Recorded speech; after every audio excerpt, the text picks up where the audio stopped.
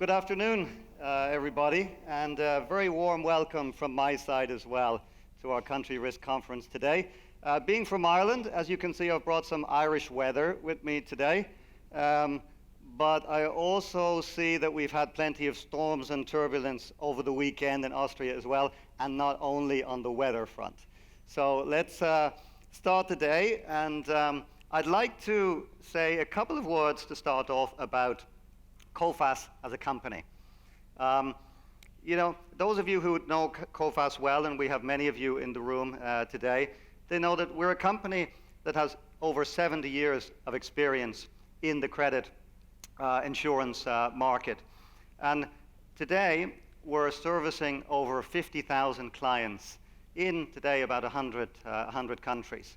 And how do we do this? We do this with a very unique infrastructure of 80 million companies, a database of 80 million companies with 50 risk analyst centers around the world.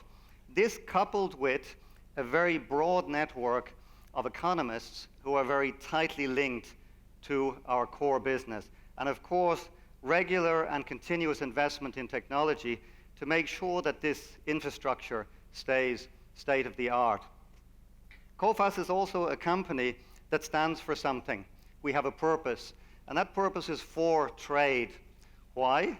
Because we truly believe that it adds value, and we do believe that it creates stability, both economically and politically.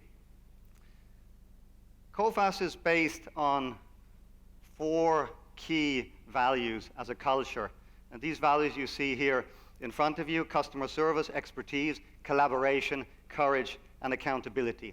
And these values are supported today by over 4,100 men and women who make Coface a global multinational with, I would say, a human element.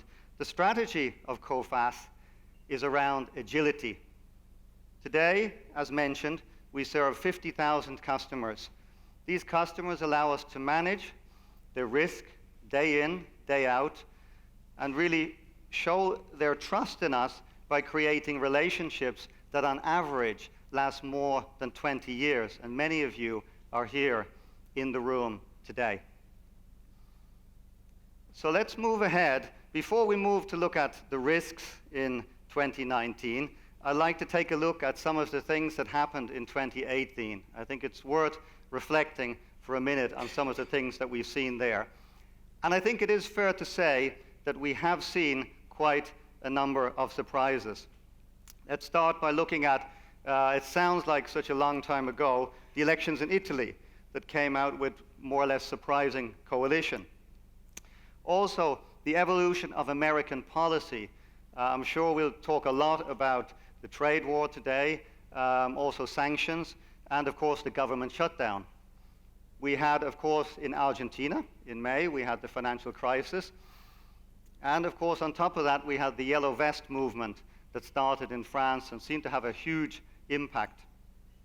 I hate to mention the B word, but Brexit, even today, 2 years on, is still not really clear in which direction it's going in.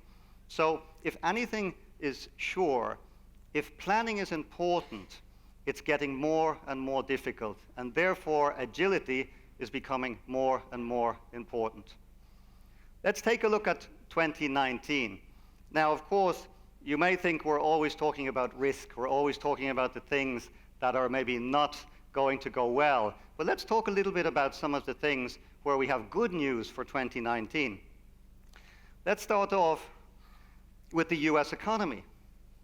The US economy is booming, partly, of course, thanks to the tax cuts that Donald Trump has introduced. And despite a lot of concern about trade war and other things, the US has reached full employment. Secondly, companies are still investing in Europe, and households are still consuming.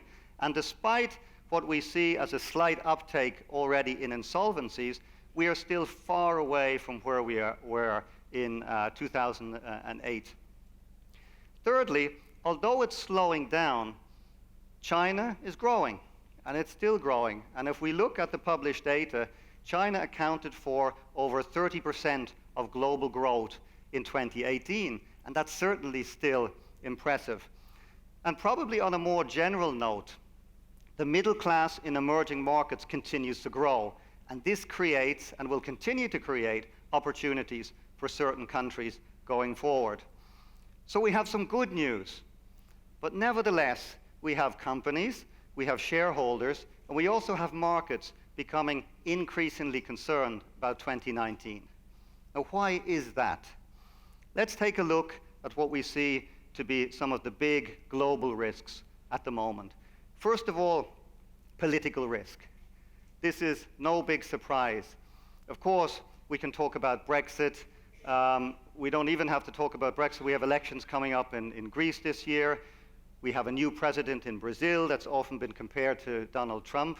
And of course, closer to home, we have Hungary, we have Romania, we have Poland, and we have plenty of topics going on there at the same time. But what's interesting is it's not just about political risk. Where we have political risk, we often have geomilitary risk. Actually, the number of armed conflicts in the world today have doubled in the last 10 years.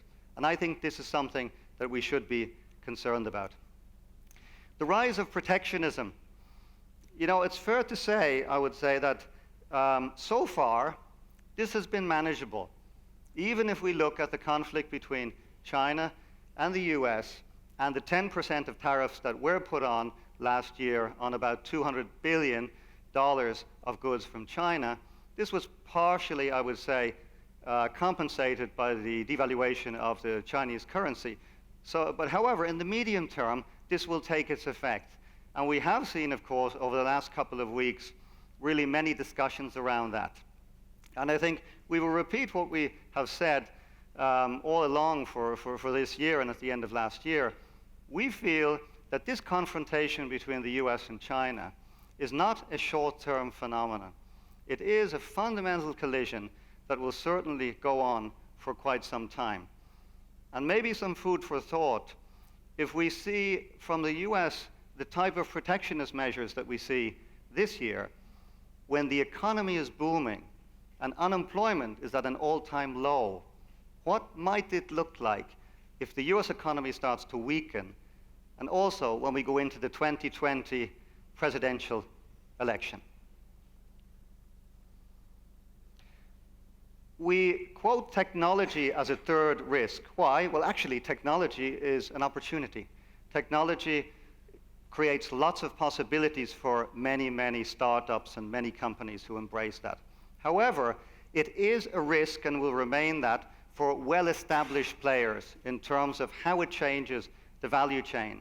And if those established players are not able to innovate and don't have the capability within large corporate structures to move along with this technology trend, then it will create issues for those companies going forward.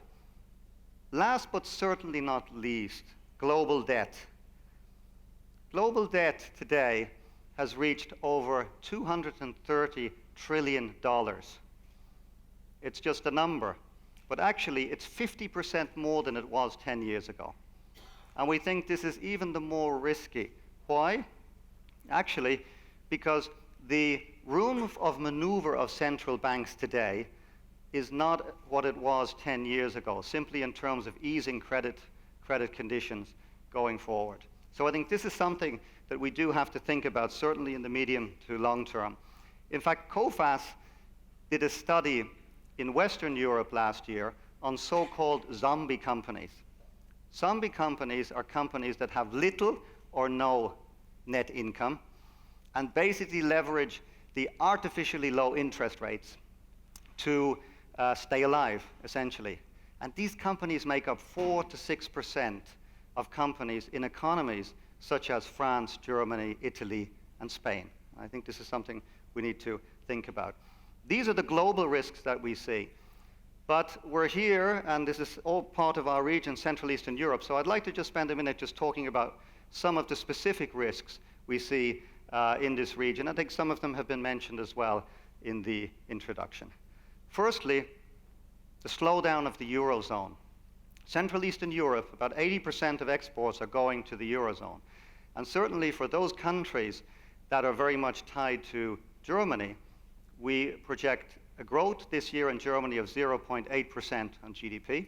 That's coming from 1.5% last year. And 2017, we had 2.5%. And specifically for countries such as Poland, Hungary, Czech Republic, including Austria, that have about 30% of their exports going to Germany, this will be a topic certainly going forward. There are specific challenges that we have in the region: increase in salaries, increase in the cost of labor, shortage of labor. And this is certainly something that we see in the region, whether it's in industrial or services companies.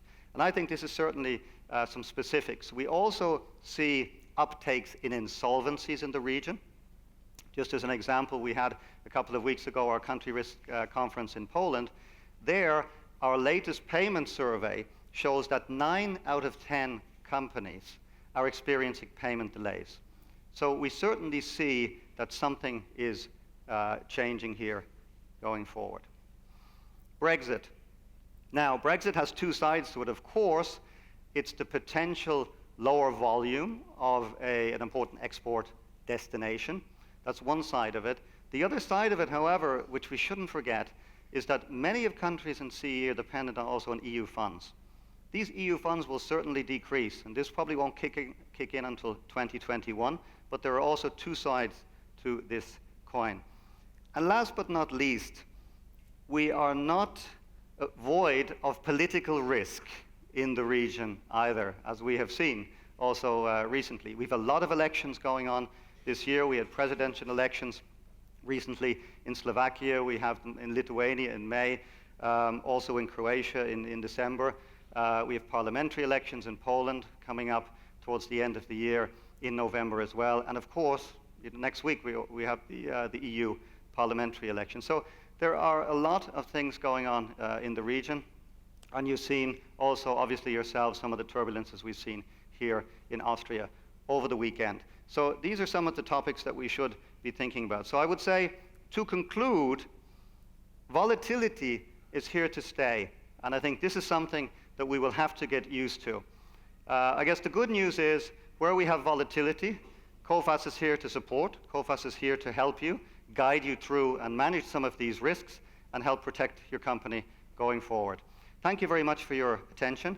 I wish you all a very interesting and very, I would say, engaged discussions over the next couple of hours, and look forward to interacting with you in the course of the conference. Thank you very much.